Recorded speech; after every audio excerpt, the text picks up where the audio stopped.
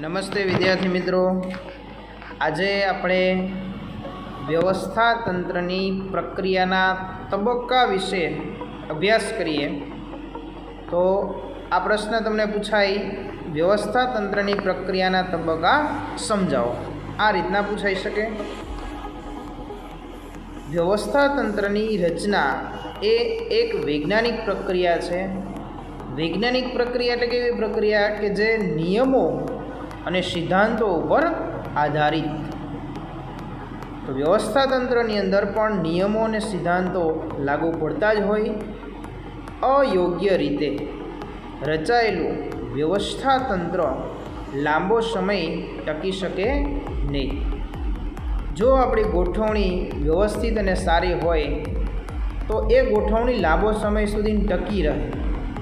આપણે મન ફાવે એમ જેમ તેમ ગોઠવણી કરીએ એ લાંબો સમય સુધી ટકતી નથી।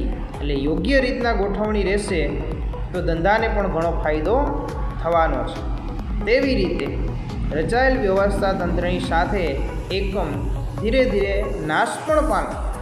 જો અયોગ્ય ગોઠવણી કરો તો ધંધાકીય એકમનો એક દિવસે અંત પણ આવી શકે છે। તેમ કોણ જણાવે છે? તો કે પીટર એફ ડ્રકર આવું જણાવે છે। व्यवस्था तंत्रनी रचना द्वारा कार्यकारणनो संबंध स्थापित थाय छे। तेथी तेनी रचना योग्य ढबे थवी आवश्यक छे, एटले के जरूरी।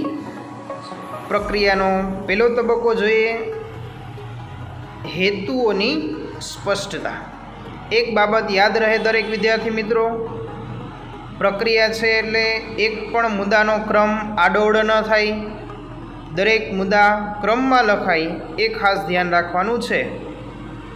हेतुओनी स्पष्टता। व्यवस्था तंत्रनी रचना करता पहला एकमना हेतुओ अंगे स्पष्टता होवी जरूरी छे। एटले के कोई पण तमे कार्यनी शरूआत करो, तमारो हेतु शुं छे ए पहेला स्पष्ट होवो जोईए अने पछी ज आपणे कार्य आगळ वधारवुं જોઈએ। એટલે આપણું અહીંયા કામ શું છે? તો કે યોગ્ય વ્યવસ્થા તંત્ર બનાવવું છે। તો એ શેના માટે બનાવવું છે? એનો હેતુ પહેલેથી સ્પષ્ટ હોવો જોઈએ। એકમે સિદ્ધ કરવાના મુખ્ય અને ગૌણ હેતુઓને, કારણ કે ધંધાના બે હેતુઓ હોય છે, મુખ્ય હેતુ હોય છે અને ગૌણ હેતુ હોય છે। તો એ ગૌણ હેતુઓને આધારે વ્યવસ્થા તંત્રનું સમગ્ર માળખું ઘડવામાં આવે છે।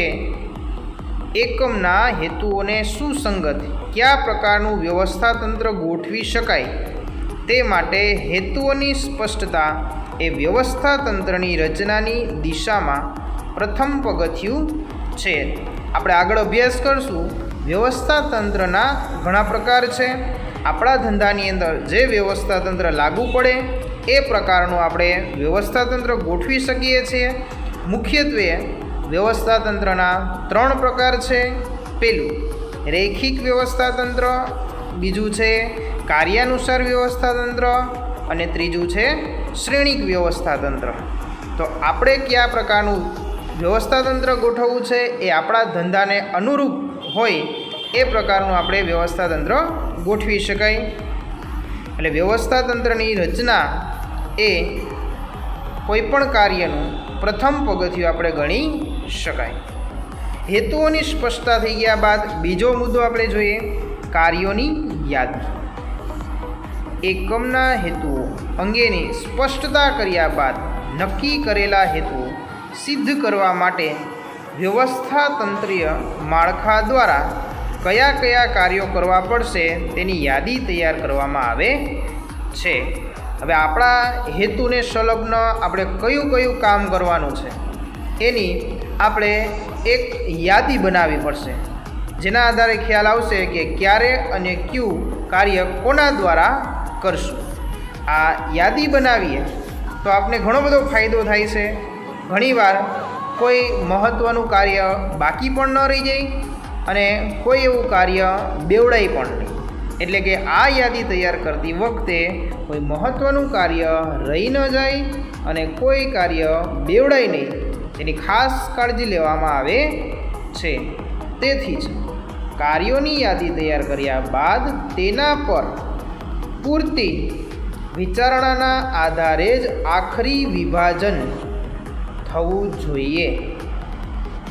ત્રીજો પોઈન્ટ જોઈએ, કાર્યોનું વિભાગીકરણ એટલે કે વિભાજન।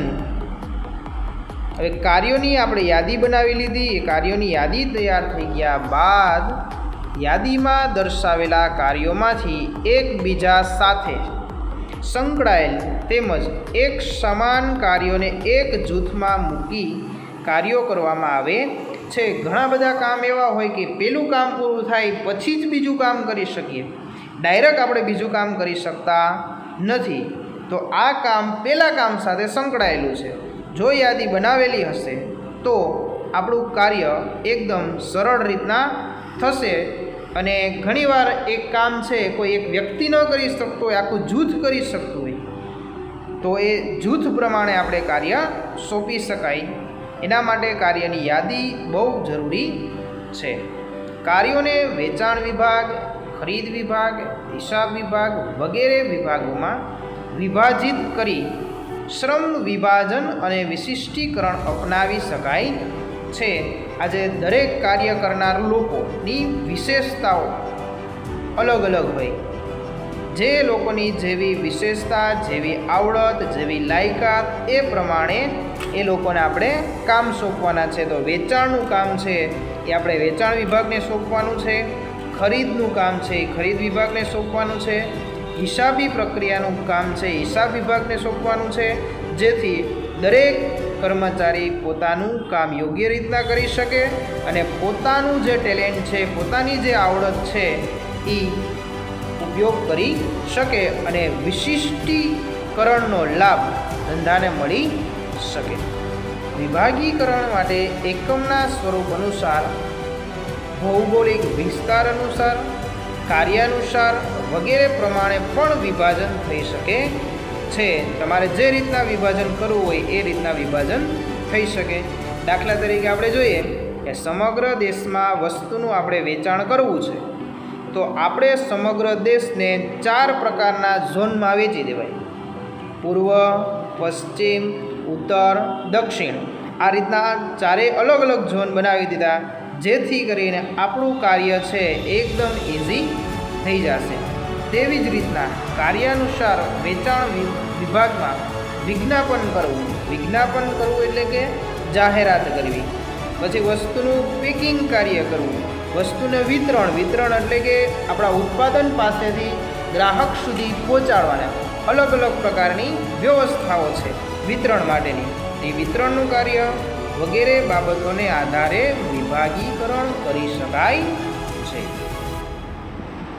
ત્રીજા મુદ્દાની અંદર કાર્યનું આપણે વિભાગીકરણ કરી નાખ્યું। ચોથો મુદ્દો શું કહે છે તો કે વિભાગીય હોદ્દા અને લાયકાત નક્કી કરવી। તો એ કેવી રીતના? કાર્યોનું યોગ્ય રીતે વિભાગીકરણ થયા બાદ વિભાગના કાર્યોની જવાબદારી સંભાળી શકે તેવા વિભાગીય હોદ્દાઓ અને તે માટે યોગ્ય લાયકાતો નક્કી કરવામાં આવે છે। અહીંયા તમે જે વ્યક્તિને કામ સોંપો એ વ્યક્તિ જવાબદારી ઉઠાવી શકે એવો હોવો જોઈએ, જવાબદાર વ્યક્તિ હોવો જોઈએ, અને જે કામ સોંપો છો એ કાર્ય કરવાની એનામાં લાયકાત હોવી જોઈએ। દાખલા તરીકે આજે આપણે વેચાણ વિભાગ છે તો એ સંભાળનાર કોણ? તો વેચાણ અધિકારી। વિભાગીય વડાના હાથ નીચે અન્ય હોદ્દાઓ કે સ્થાન ઊભા કરવાનું કાર્ય પણ આ તબક્કે થાય છે। વેચાણ વિભાગ છે તો એના માટે વેચાણ અધિકારી હોય, ખરીદ વિભાગ છે તો એના માટે ખરીદ અધિકારી હોય, વહીવટી વિભાગ છે તો એના માટે વહીવટી અધિકારી હોય। તો જે હોદ્દો આપણે બનાવ્યો છે એના માટે જે તે અધિકારીની એટલે કે જવાબદાર અધિકારીની અહીંયા આપણે નિમણૂક કરવાની હોય છે, એના હોદ્દા નક્કી કરવાના હોય છે અને લાયકાત નક્કી કરવાની હોય છે। હવે 5મા પોઈન્ટની અંદર આપણે જોઈએ સત્તા અને ફરજોની સોંપણી। હોદ્દા નક્કી થઈ ગયા, લાયકાત નક્કી થઈ ગઈ બાદ આપણે સત્તા અને ફરજોની સોંપણી કરવી છે કે વિભાગીય હોદ્દાઓ, પેટા વિભાગીય હોદ્દાઓ અને લાયકાતો નક્કી થયા બાદ દરેક વિભાગીય અધિકારીએ તેમને ફરજોને સફળતાપૂર્વક પાર પાડી શકે તેના કાર્યને, તેની ડ્યુટીને સફળતાપૂર્વક પાર પાડી શકે તે માટે જરૂરી સત્તા સોંપણી કરવી જોઈએ. આ ઉપરાંત દરેક હોદ્દાની સત્તા પહેલેથી જ સ્પષ્ટ હોવી જોઈએ, જેથી કયો હોદ્દો ધરાવતી વ્યક્તિને કોણ જવાબદાર રહેશે તેની સ્પષ્ટતા થાય છે.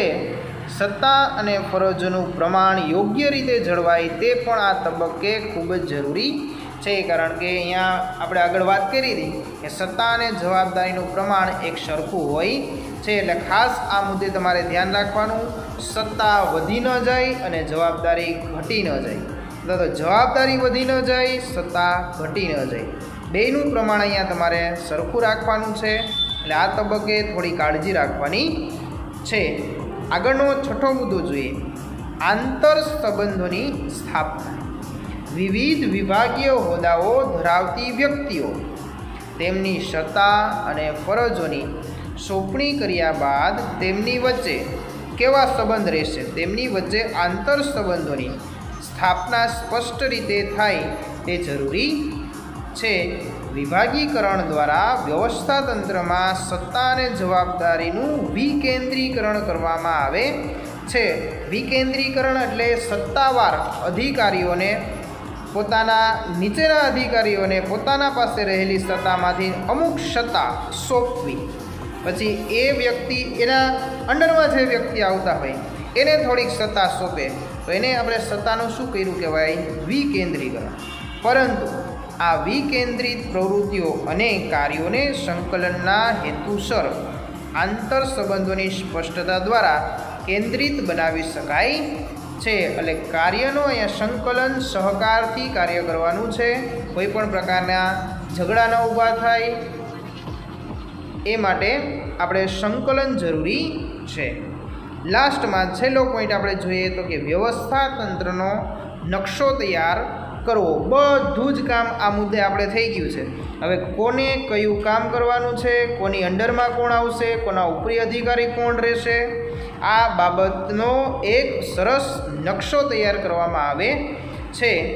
વ્યવસ્થા તંત્રમાં સામેલ દરેક અધિકારીઓ અને કર્મચારીઓ પોતાના સ્થાન વિશે સ્પષ્ટ રીતે ખ્યાલ મેળવી શકે તે માટે એક આકૃતિ સ્વરૂપે વ્યવસ્થા તંત્રનો ચાર્ટ કે નકશો તૈયાર કરવો જોઈએ.